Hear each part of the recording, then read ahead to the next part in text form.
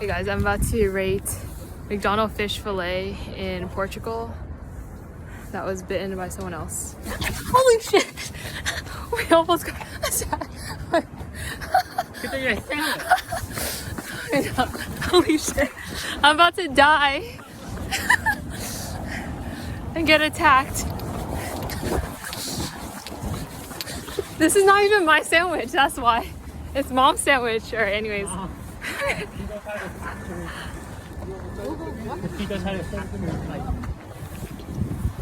Yeah, like flying at her face.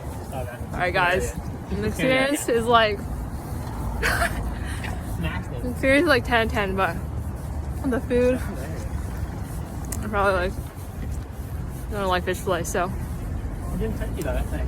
maybe Okay. like 5 out of 10.